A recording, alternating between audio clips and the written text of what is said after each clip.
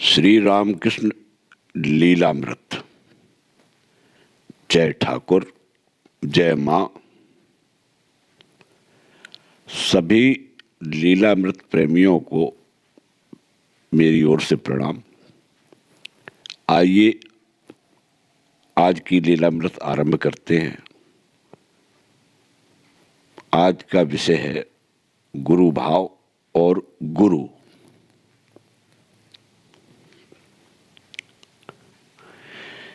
श्री रामकृष्ण देव में गुरु भाव का प्रकाश बिल्कुल बचपन से ही दिखाई देता है। तथापि यह निश्चित है कि यौवन में निर्विकल्प समाधि प्राप्त होने के बाद उसका पूर्ण विकास हुआ। बड़े बड़े अवतारी पुरुषों के चरित्र की ओर दृष्टि डालने से मालूम पड़ता है कि उनमें ज्ञान का प्रकाश बाल्यकाल से ही था। ज्ञान प्राप्ति के बाद जैसा आचरण होना चाहिए वैसा आचरण उनके बचपन में ही था।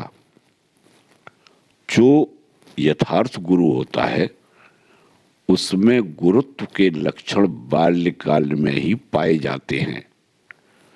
स्वामी विवेकानंद कहते थे कि मनुष्य किसी को अपना गुरु या नेता नहीं चुनते। जो गुरु या नेता होता है वह तो गुरुत्व का अधिकार साथ लेकर ही जन्म ग्रहण करता है। श्री रामकृष्ण देव के साधन यज्ञ की समाप्ति के बाद वे गुरु पदवी पर अधिष्ठित हुए और उस समय उनके हाथ से लोक कल्याण के महान कार्य किस तरह सहज लीला से होते गए, यह लिखने के पूर्व या बताने के पूर्व उनके अलौकिक गुरु भाव के रहस्य को ठीक ठीक समझने के लिए कुछ बातों पर विचार करना आवश्यक है। गुरु भाव क्या है, किसी महापुरुष में उसका पूर्ण विकास होना कब संभव होता है, निर्विकल्प समाधि किसे कहते हैं और उसकी प्राप्ति के बाद मनुष्य की अवस्था कैसी हो जाती है, इत्यादि बातों की मीमांसा करना आवश्यक है। जिन्होंने श्री रामकृष्ण देव को एक दो बार थोड़ा ही देखा हो और जिनका उनसे विशेष परिचय न हुआ हो, वे उनके अलौकिक चरित्र की बातें उनके शिष्यों से सुनकर चकित हो जाते थे और उनको ये बातें सत्य भी नहीं मालूम पड़ती थी। वे सोचते थे कि हमने भी उन्हें देखा है पर हमें तो उनमें कोई अलौकिकता नहीं दिखाई दी। वे तो बड़े गरीब और नम्र मालूम पड़े। जो दिखाई दे उसे पहले से ही प्रणाम करते हैं। कोई उनको गुरु कहे तो उन्हें वह सहन नहीं होता था। वे तुरंत कह बैठते थे कौन किसका गुरु और कौन किसका शिष्य। ईश्वर ही एकमात्र गुरु हैं, वही करता है और कराने वाला है। मैं तो नीच से भी नीच हूं, तुम्हारे दासों का दास हूं, तुम्हारे शरीर के एक छोटे से केस के समान मैं हूं, ऐसा कहकर तुरंत उसके पैरों पर गिरने में भी कमी नहीं करते थे। ऐसे दीन और गरीब मनुष्य को यदि तुम सर्वशक्तिमान कहते हो तो इसे क्या कहा जावे और इस पर विश्वास भी कैसे किया जावे। और सचमुच ही जब श्री रामकृष्ण देव को साधारण रूप से देह भान रहता था उस समय सभी प्राणी मात्र में ईश्वर पूर्ण रूप से भरा हुआ है, यह निश्चय उनमें इतना दृढ़ था कि वे अपने को केवल मनुष्य का ही नहीं वरन सभी प्राणी मात्र का दास समझते थे और वे सचमुच इसी भावना से सबके पैरों की धूली ग्रहण करने में भी नहीं हिचकते थे। उस समय वे गुरु कहलाना बिल्कुल नापसंद करते थे, परंतु भावावस्था में या समाधि अवस्था में उनके तेजोमय मुखमंडल को देखकर कौन कहता है कि अपने को दीनातिदीन दासानुदास कहने वाले श्री रामकृष्ण देव यही हैं।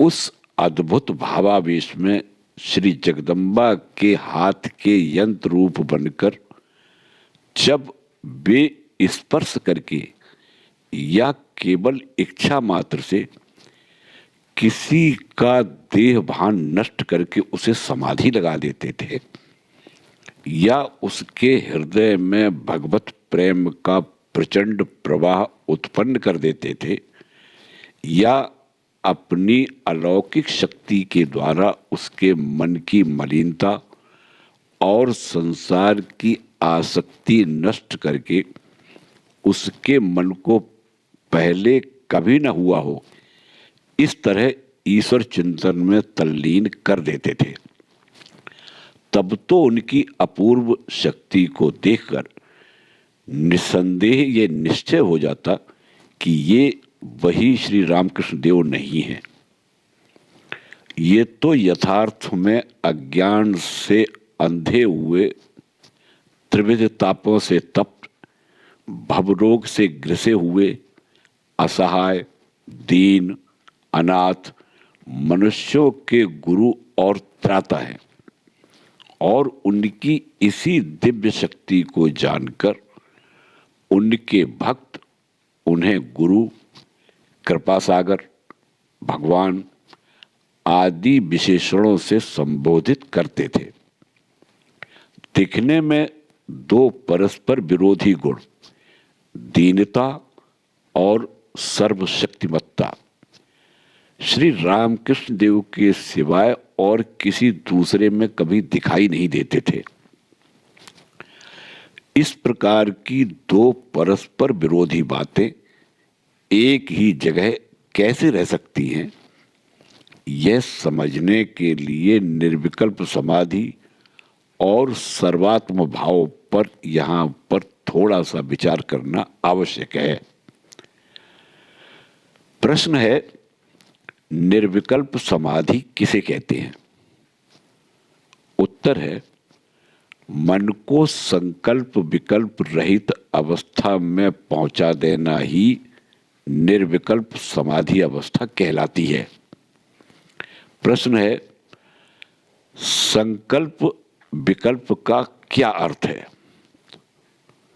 उत्तर है, बाह्य जगत के रूप रसादि विषयों का ज्ञान और उनका अनुभव, सुख दुखादि ऊर्मी, कल्पना, विचार, अनुमान इत्यादि मानसिक व्यापार और इच्छा और मैं ऐसा करूंगा, ऐसा समझूंगा, इसका भोग करूंगा, इसका त्याग करूंगा इत्यादि विविध मनोवृत्तियां, इन सबको संकल्प विकल्प कहते हैं।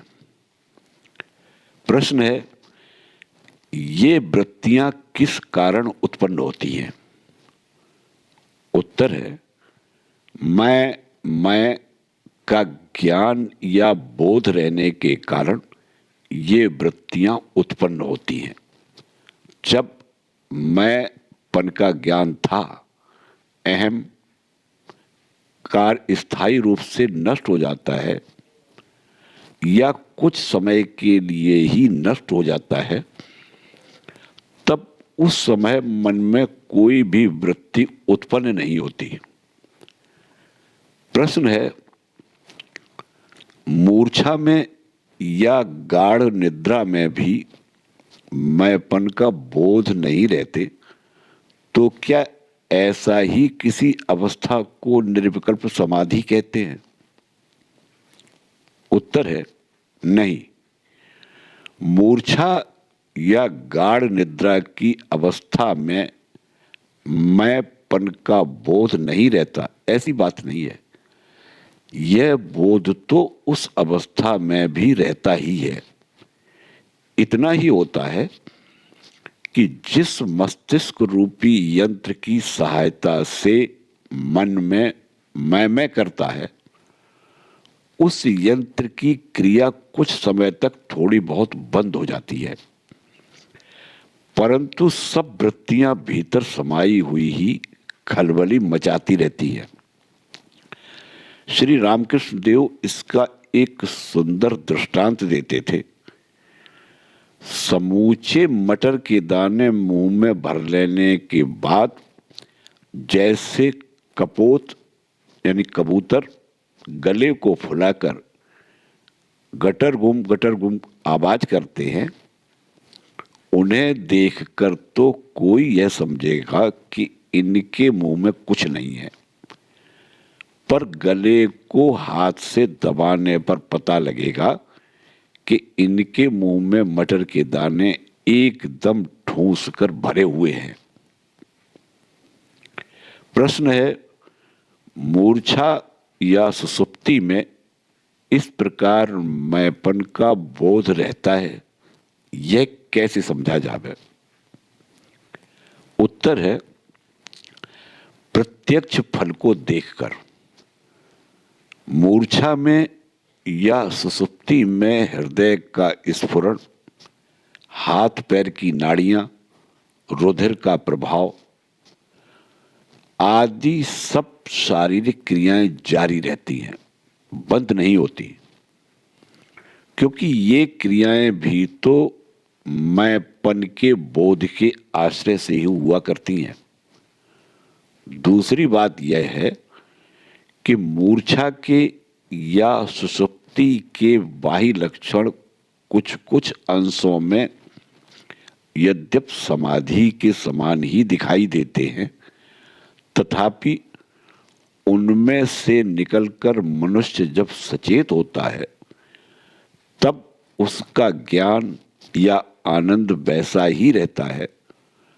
वह कुछ भी बढ़ा हुआ या घटा हुआ नहीं रहता। उसकी वृत्तियां भी ज्यों की त्यों बनी रहती हैं।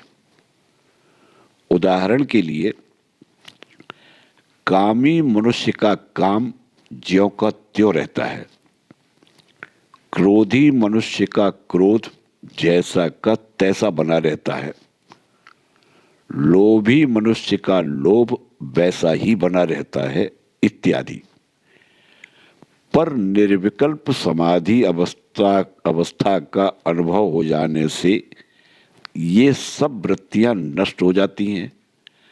अंतःकरण असीम आनंद से पूर्ण हो जाता है और जगत कारण भगवान के साक्षात दर्शन से ईश्वर हैं या नहीं इत्यादि संशय समूल नष्ट हो जाते हैं।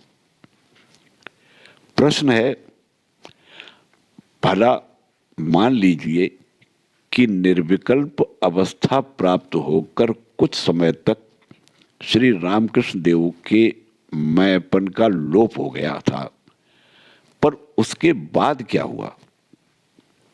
उत्तर है, इस तरह मैंपन या अहम भाव के ज्ञान का लोप हो जाने पर श्री रामकृष्ण देव को कारण स्वरूपिणी श्री जगदम्बा का साक्षात दर्शन हुआ,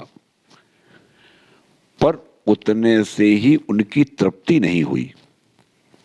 वे सदा सर्वकाल वैसा ही दर्शन करने के लिए उसी अवस्था में रहने का प्रयत्न करने लगे। इस प्रयत्न को जारी रखने में कभी कभी उनके मैंपन या अहम भाव का पूर्ण लोप होकर शरीर पर मृतक चिन्ह दिखने लगते थे, पर भीतर में श्री जगदम्बा का पूर्ण दर्शन होता रहता था।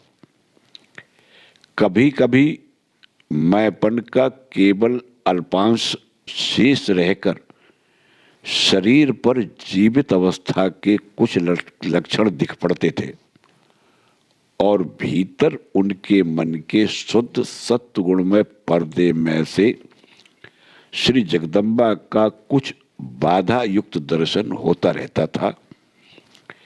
इस प्रकार कभी मैंपन का पूर्ण लोप और मन की सभी वृत्तियों का पूर्ण लय होकर श्री जगदम्बा का पूर्ण दर्शन होता और कभी अहम भाव का कुछ अंश शेष रहकर कुछ कुछ चित्त वृत्तियां भी शेष रहती और श्री जगदम्बा का झांकी दर्शन होता।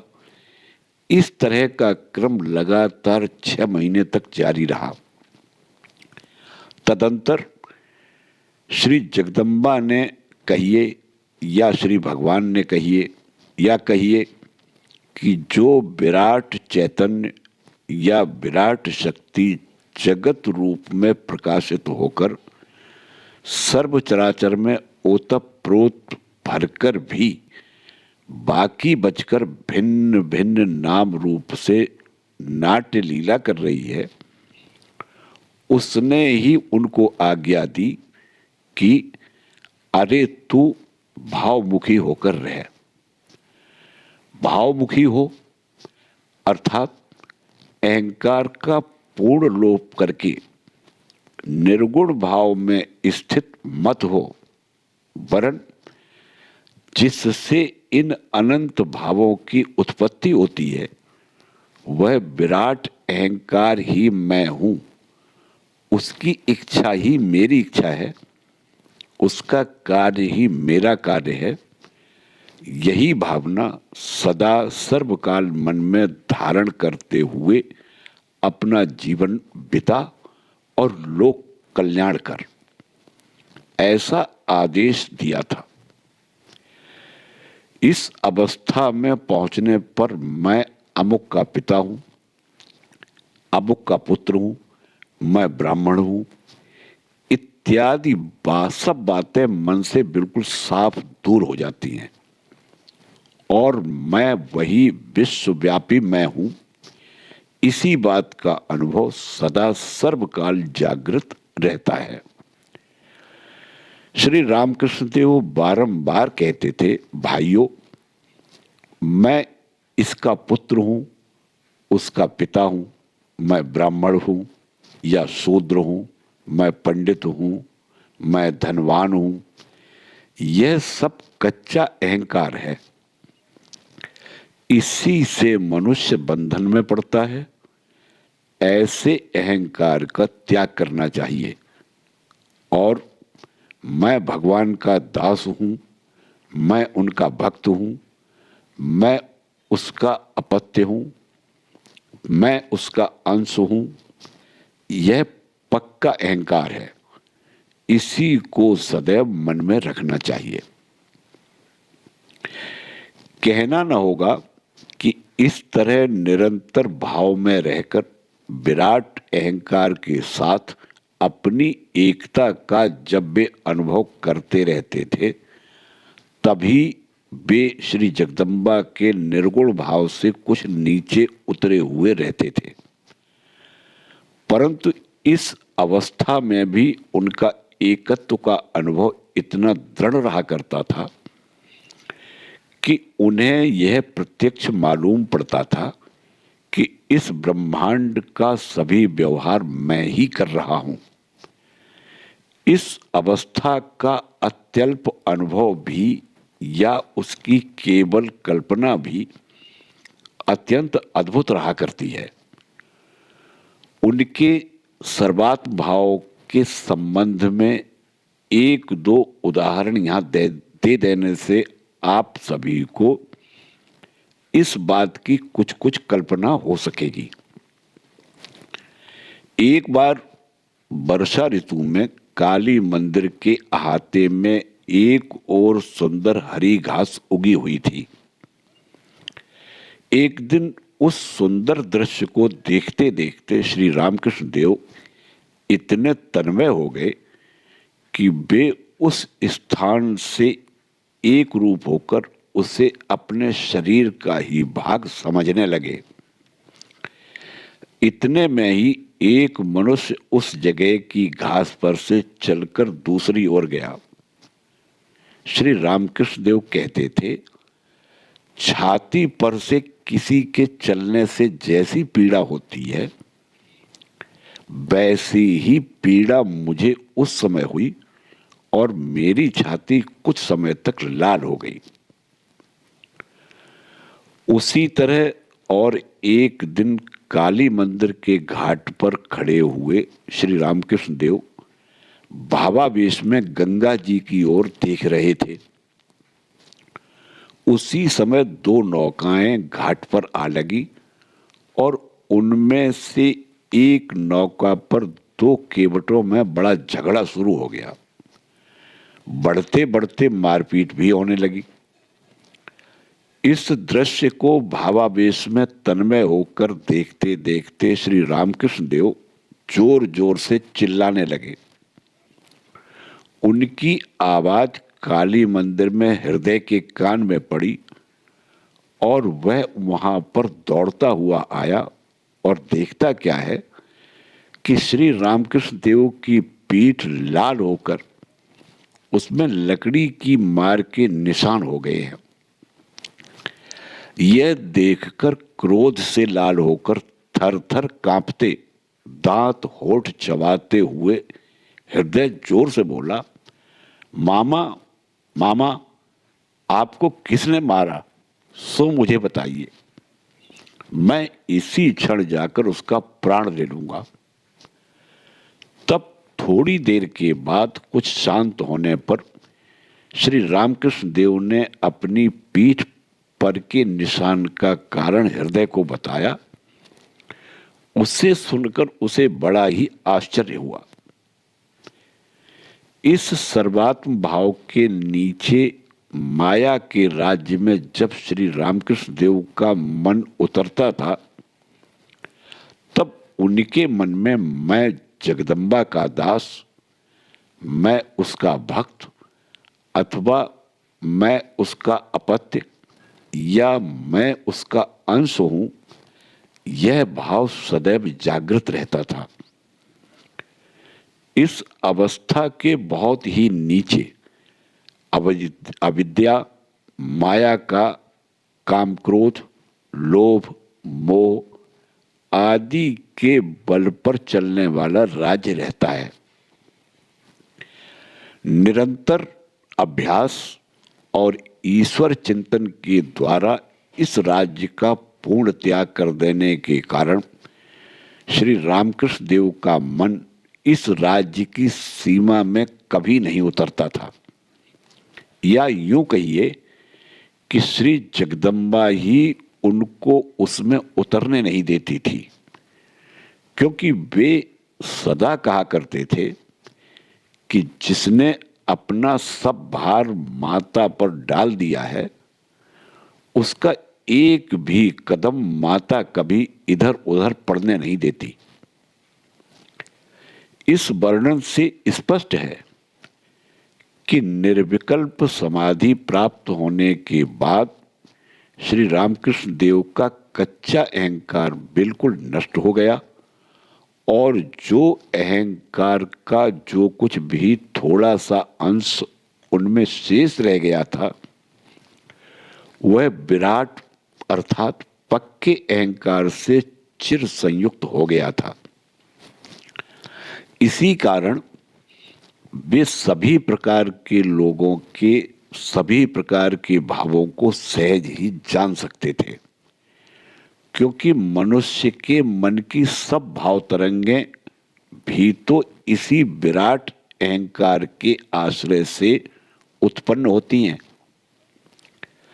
इस प्रकार की उच्च अवस्था में भगवान का अंश या अपत्य मैं हूं, यह भाव भी उनके मन से समूल लुप्त होकर उसके स्थान में विराट अहंकार अथवा श्री जगदम्बा का अहंकार स्फुरण होकर उनका निग्रहानुनिग्रह सामर्थ्य गुरु रूप से प्रकट हो जाता था। ऐसे समय में वे दीनातिदीन दासानुदास नहीं रहते थे। उस समय उनकी बोलचाल, दूसरों के साथ बर्ताव, व्यवहार बिल्कुल भिन्न प्रकार के हो जाते थे। उस समय वे प्रत्यक्ष कल्पतरु ही बनकर तुझे क्या चाहिए ऐसा अपने भक्त से पूछते थे। मानो अपने भक्त की सब इच्छा अपनी अमानुषी शक्ति के द्वारा पूर्ण करने के लिए ही बैठे हों।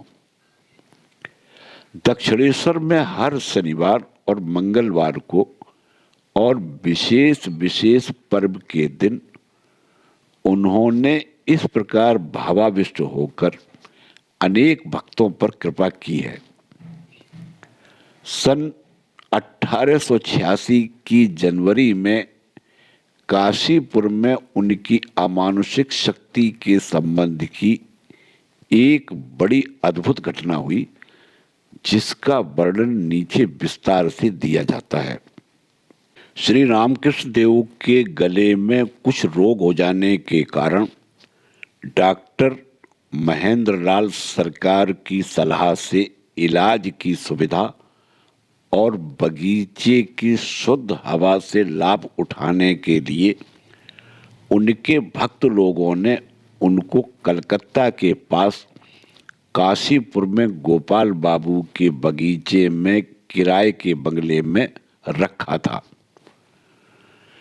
वहां डॉक्टरों का इलाज जारी था।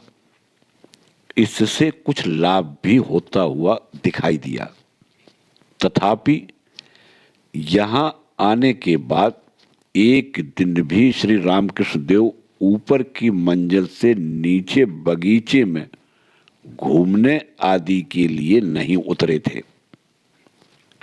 आज उन्हें और दिनों की अपेक्षा अच्छा मालूम होता था, इसलिए उन्होंने बगीचे में घूमने की इच्छा प्रकट की।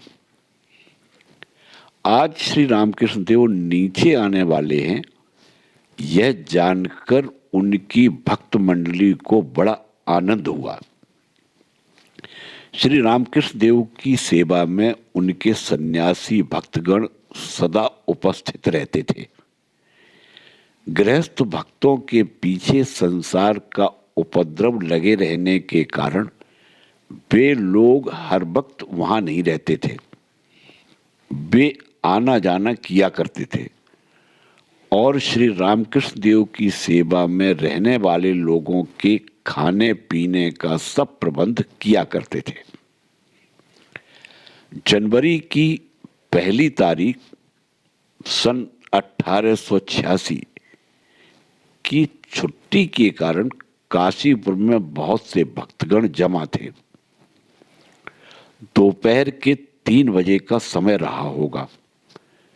श्री रामकृष्ण देव रेशमी किनारी की धोती और कुर्ता पहने, शरीर पर लाल किनार की चादर डाले, सिर पर कंटोप और पैरों में जूते पहनकर स्वामी अद्भुतानंद के साथ धीरे धीरे ऊपर से नीचे उतरकर आए और पश्चिमी द्वार से बगीचे में घूमने के लिए।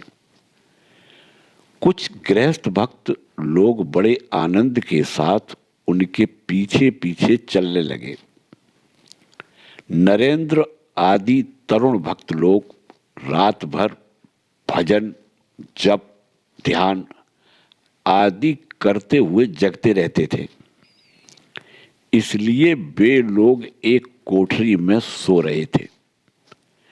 श्री रामकृष्ण देव के साथ बहुत से लोग हो जाने से उन्हें और किसी साथी की आवश्यकता न रहने के कारण स्वामी अद्भुतानंद कुछ समय के बाद लौट आए और श्री रामकृष्ण देव का बिछौना, कोठरी आदि को झाड़कर साफ करने के कार्य में लग गए। गृहस्थ भक्तों में से श्रीयुत गिरीश घोष का ईश्वरानुराग उस समय बड़ा प्रबल था। उनके अद्भुत विश्वास की बड़ी प्रशंसा करते हुए एक बार श्री रामकृष्ण देव बोले, गिरीश का विश्वास 5 रुपए 5 आने हैं। उसकी अवस्था को देखकर लोग आगे चकित हो जाएंगे। विश्वास और भक्ति की प्रबलता के कारण गिरीश बाबू श्री रामकृष्ण देव को साक्षात ईश्वर मानते थे। वे कहते थे, जीवों का उद्धार करने के लिए भगवान ने कृपालुता से यह अवतार धारण किया है और वे अपने इस दृढ़ विश्वास को दिल खोलकर हर किसी के पास प्रकट रूप से बता दिया करते थे। श्री रामकृष्ण देव ने उन्हें ऐसा करने से रोका भी, पर वे उस पर ध्यान ही नहीं दिया करते थे। उस दिन और लोगों के साथ गिरीश भी वहां आए हुए थे और बाग में ही एक आम के पेड़ के नीचे लोगों के साथ बातें करते रहते थे। टहलते टहलते श्री रामकृष्ण देव भी उसी स्थान पर पहुंचे और वहां लोगों के साथ गिरीश को देखकर बोले, गिरीश, तूने मुझ में ऐसा क्या देखा है कि जिसके कारण हर किसी से तू कहता फिरता है कि ये अवतार हैं इत्यादि। अचानक उनके ऐसे प्रश्न को सुनकर भी गिरीश चंद्र नहीं घबराए। वे झट उठकर रास्ते पर आए और हाथ जोड़कर श्री रामकृष्ण देव के पैरों के पास घुटने टेक कर बैठ गए और उनके मुख की ओर देखते हुए गदगद कंठ से बोले, व्यास, वाल्मीकि जैसे महर्षि भी जिनकी महिमा वर्णन करते करते थक गए, उनके संबंध में मैं पावर और अधिक क्या कह सकता हूं। गिरीश चंद्र के ऐसे अद्भुत विश्वास युक्त उद्गार को सुनकर श्री रामकृष्ण देव का सर्वांग रोमांचित हो गया, हृदय भर आया और मन एकाएक उच्च भूमिका पर आरूढ़ हो जाने से उन्हें गहरी समाधि लग गई। उनके मुखमंडल पर अपूर्व तेज झलकने लगा। उनके उस तेजोमय मुखमंडल को देखकर गिरीश चंद्र की भी भक्ति की बाढ़ आ गई और जय रामकृष्ण कहते हुए जोर जोर से जय घोष करते हुए वे उनकी पदधूलि अपने मस्तक पर चढ़ाने लगे। यह क्रम जारी था कि श्री रामकृष्ण देव को अर्धबाई दशा प्राप्त हो गई और उनके तेज पुंज मुखमंडल पर हास्य झलकने लगा। उन्होंने पास में खड़े हुए भक्तों की ओर देखकर क्या कहा, तुम लोगों को और क्या कहूं, तुम सबको चैतन्य प्राप्त हो। इस वरदान की वाणी को सुनकर भक्तगण भी अतिशय आनंद में जय रामकृष्ण का जय घोष करते हुए कोई उन्हें प्रणाम करने लगा, कोई उन पर फूल चढ़ाने लगा और कोई उनकी पदधूलि ग्रहण करने लगा। एक भक्त उनके पैरों पर सिर रखकर खड़ा हो गया। उस समय उसी अर्धवाई अवस्था में ही उसके वक्षस्थल पर नीचे से ऊपर हाथ फिराते हुए श्री रामकृष्ण देव बोले, तुझे चैतन्य प्राप्त हो। दूसरे भक्त के उनके पैरों पर सिर रखकर प्रणाम करके खड़े होते ही पुनः श्री रामकृष्ण देव ने वैसा ही किया। तीसरे के साथ वैसा ही, चौथे को वैसा ही। इस तरह पैरों पर मस्तक रखने वाले प्रत्येक को उसी प्रकार स्पर्श करके आशीर्वाद देने लगे और उनके अद्भुत स्पर्श से प्रत्येक के अंतःकरण में कुछ अपूर्व भावांतर उत्पन्न होकर कोई हंसने लगा, कोई ध्यान में मग्न हो गया और किसी का हृदय आनंद से पूर्ण होकर वह उन अहेतुक कृपा सिंधु श्री रामकृष्ण देव की कृपा प्राप्त करके धन्य होने के लिए और सब लोगों को जोर जोर से पुकारने लगा। इस प्रकार चिल्लाने और जय घोष की आवाज को सुनकर सोए हुए भक्त लोग जागकर और काम में लगे हुए लोग हाथ का काम छोड़ छोड़कर वहां पर दौड़ते हुए आ पहुंचे और वे वहां जाकर क्या देखते हैं कि रास्ते में ही श्री रामकृष्ण देव को घेर कर पागलों का एक झुंड खड़ा है। यह दृश्य देखते ही वे लोग ताड़ गए कि दक्षिणेश्वर में किसी व्यक्ति विशेष पर कृपा करने के लिए ही श्री रामकृष्ण देव की दिव्य भावावेश में जो लीला होती थी, आज वही लीला यहाँ पर एक साथ कृपा करने के लिए हो रही है। उन लोगों के आते ही श्री रामकृष्ण देव का वह दिव्य भावावेश कम हो गया और उन्हें साधारण भाव प्राप्त हो गया। तदंतर श्री रामकृष्ण देव के उस हस्त स्पर्श और आशीर्वाद से किसको कौन सा अनुभव हुआ, यह पूछने पर पता लगा कि किसी के हृदय में आनंद का प्रबल स्रोत एकाएक उमड़ पड़ने से वह बेहोश हो गया।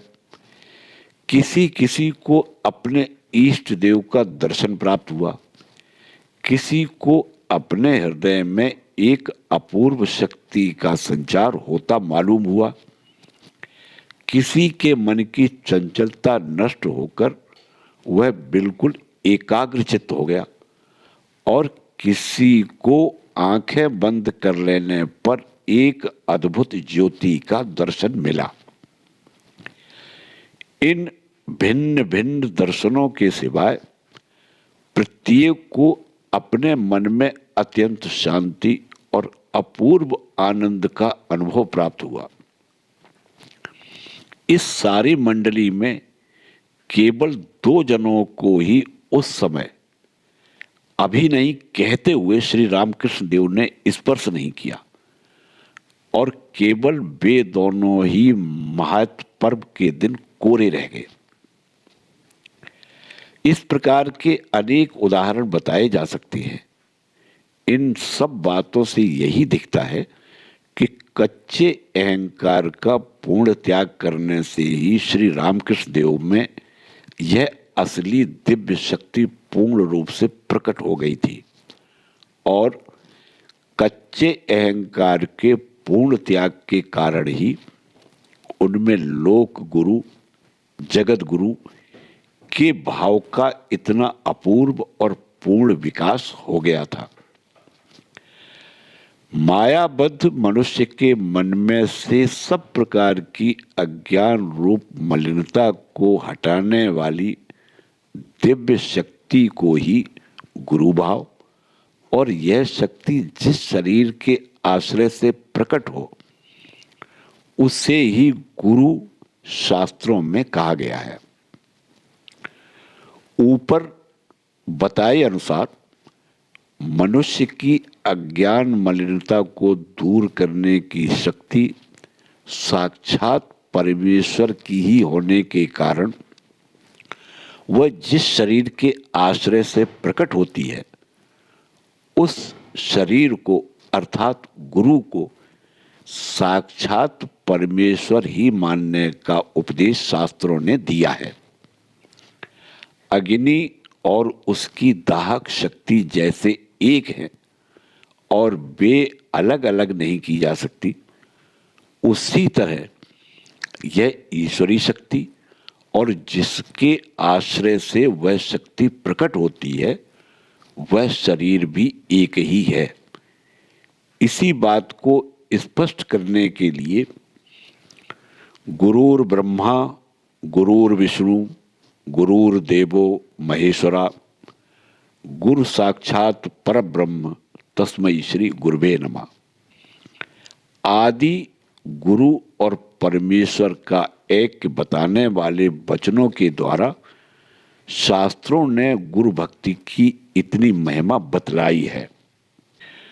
परंतु भक्ति मार्ग के नए साधक को गुरु के प्रति प्रारंभ से ही साक्षात परमेश्वर के समान आदर भाव नहीं रहता। वह सोचता है कि गुरु भाव पर श्रद्धा रखने से गुरु भाव की भक्ति सीखी जा सकेगी, पर जिस देह के आश्रय से वह भाव प्रकट होता है उसके प्रति हमारे मन में परमेश्वर के समान श्रद्धा कैसे उत्पन्न हो। ऐसे लोगों से इतना ही कहना है कि तुमसे न बने तो मत करो, पर अपने आप को धोखा मत दो। शक्ति या भाव जिसके आश्रय से ये दोनों प्रकाशित होते हैं वह आधार इन दोनों वस्तुओं को आपने कभी अलग अलग देखा है? यदि नहीं देखा है तो फिर अग्नि और उसकी दाहक शक्ति को अलग अलग करके एक का ग्रहण और दूसरे का त्याग आप कैसे करना चाहते हैं? हम व्यवहार में भी प्रत्यक्ष देखते हैं कि हम जिस पर प्रेम करते हैं उसकी किसी सामान्य वस्तु पर भी हमारा प्रेम हुआ करता है और उसे हम सिर पर रख लेते हैं। वह जिस स्थान से चलकर गया हो वहां की मिट्टी भी हमें पवित्र मालूम पड़ती है। तब फिर जिस शरीर का आश्रय लेकर साक्षात परमेश्वर हमारी पूजा ग्रहण करके हम पर कृपा करता है और हमारे सारे अज्ञान मल को दूर करके हमें चिर शांति सुख का अधिकारी बनाता है, उस शरीर के प्रति साक्षात परमेश्वर के समान श्रद्धा भक्ति रखने का उपदेश शास्त्रों ने दिया है, तो इसमें आश्चर्यजनक कौन सी बात है।